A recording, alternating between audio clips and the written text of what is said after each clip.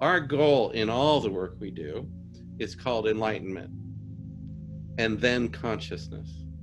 Okay. What's the difference? Enlightenment, how I Thanks. explain it, is when a person can do this. In the English language alone, there's 10,000 words and phrases describing emotions.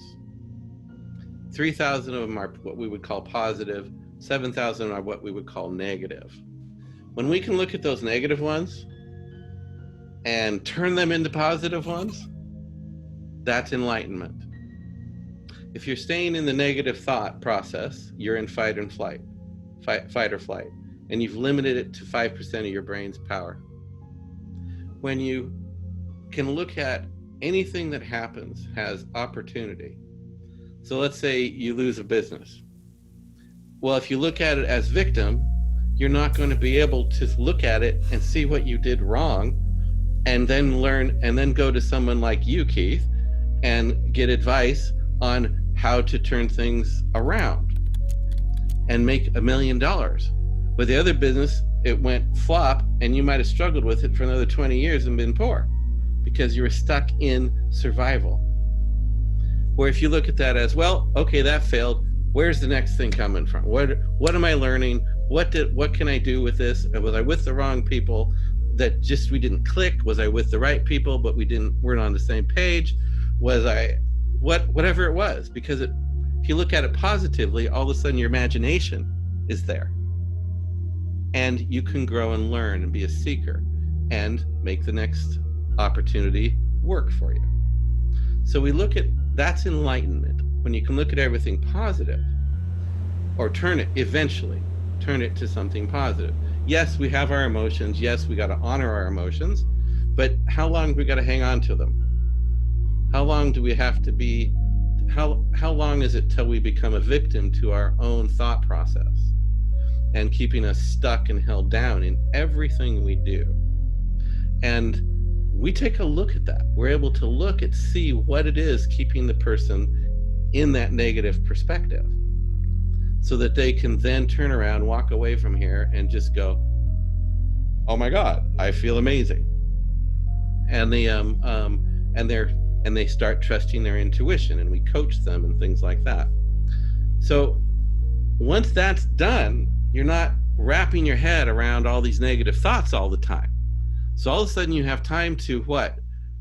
Hear your guides, because you're not always thinking, okay, I got to do this, I got to do that, I got to keep this person happy, I got to do that, I should have said this, I might have done that, I could have done this, maybe should, all this stuff going on a beautiful sunny day when you should be noticing the tree branches and the birds singing. And you should be able to have joy bubble up from inside of you. And when that happens, that's when consciousness takes place. Consciousness is the ability to know your soul's personality. All of your past lives, it all comes together in each life. And you have opportunity to tap into everything you've ever done, what we would call negative or positive. And if we're in the positive, we're going to tap into the positive from our past lives. If we're in the negative, we're going to tap into the negative. Like energy comes together. So consciousness is the ability to know whether it's your own human fear and anxiety driving you, or whether you need to sit back and find this altruistic place, because of our culture it would be altruistic, place of peace. Because the soul doesn't care whether you are a victim or a success. The soul just wants you learning and growing, right, and experiencing. So when we do this, we live a really great life. And then when we die, we move into this place very easily. Like you said, it's a place where perfect communication, a place, there's no words, it's all psychic. It's a place of no ego. The ego has the body. The ego has the astro body. The soul has the etheric and the soul's energy.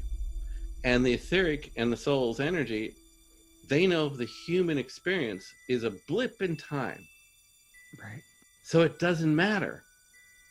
And so when you've tapped into that energy and this failure doesn't matter, or this big, huge success doesn't matter, you don't go into narcissism. Mm-hmm. You don't go into fear. You don't go into the constant beating yourself up for years and years and years at a time.